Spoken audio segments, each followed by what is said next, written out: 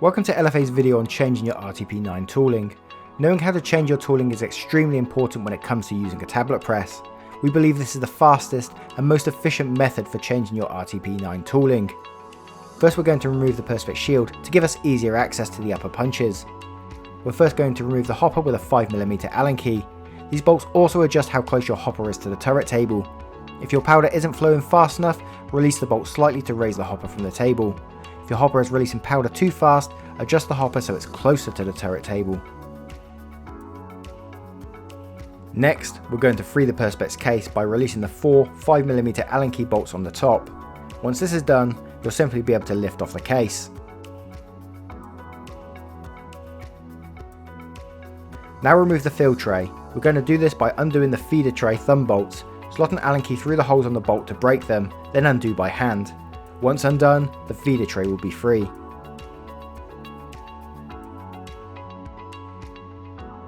We now have access to the upper punches.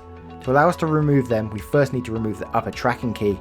Rotate the turret so the punches are not on top of it. Taking a 4mm Allen key, undo the bolt and remove the keyed section.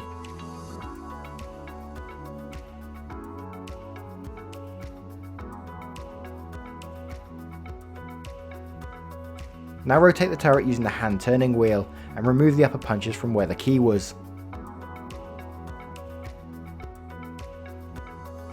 To remove the lower punches, we first need access to the bottom section of the machine. Take the two keys that come with the RTP9 and place them into the slots on the side panel and turn. This will release the panel. Next, we push the small puck up and take it out. This will allow us to take out the lower punches out through the bottom. Now gently pull the punch down through the hole, being sure you're holding it firmly so it doesn't fall and get damaged.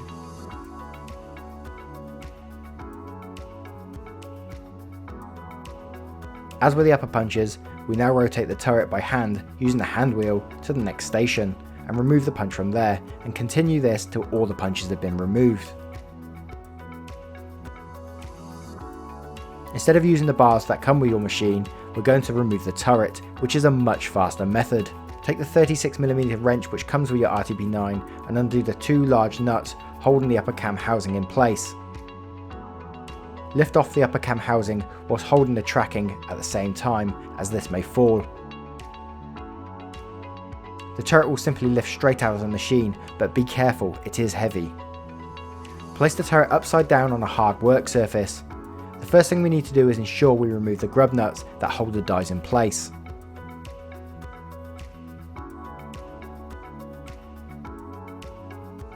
Now insert your drive bar and gently strike the dies till it pushes through and out of the turret. Once the dies have been removed, you can either place the dies back in whilst the turret is out of the machine, or replace the turret and then the dies. Place your turret back over the main shaft using the keyed section.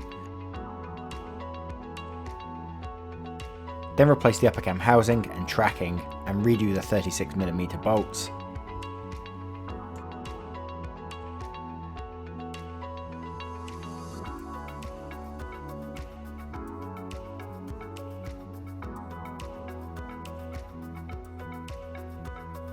Now we're going to put our new tooling into the machine. First we start with the dies. When reinserting the dies, we suggest putting a small amount of food safe assembly grease around the edge of the die, which will assist in placing the new tooling in and removing it later.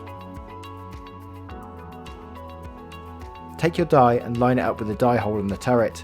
It's extremely important this goes in straight, otherwise it may potentially damage your tooling and machine. Insert the drive bar through the upper punch guide hole, lightly press down on the die to ensure it's straight. Lightly tap down on the die to start to drive it down into the die hole. You want to ensure the die is flush with the turret. Run your finger across the top, it needs to be completely flush. Reinsert the grub nut we removed earlier. Do not over tighten, as we will tighten with a torque wrench to ensure it's correct. Using a torque wrench we will tighten to 14 foot-pounds. Before reinserting your punches, we suggest putting some barrel lubrication around the barrel of your punches. Now we can start to insert our lower tooling. When doing this, we need to be careful with the tips of the punches, as they are fragile.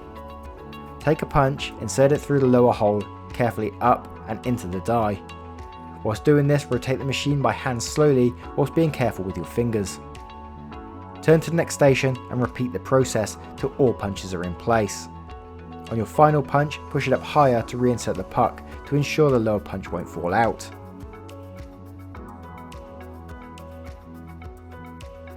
After doing this, do a couple of full rotations by hand to see if the punches are running smoothly. At this point you can put your feeder tray back on, or you can do this after also. Now we can start inserting the top punches through the keyed section whilst turning the hand wheel so the upper tooling runs along the top tracking. It's important you hold the tooling head above the tracking so it does not fall like this, otherwise you will damage the tracking. Once all your tooling is in place, rotate the hand wheel so the keyed section is between the two punches and reinsert the key and tighten with a 4mm Allen key.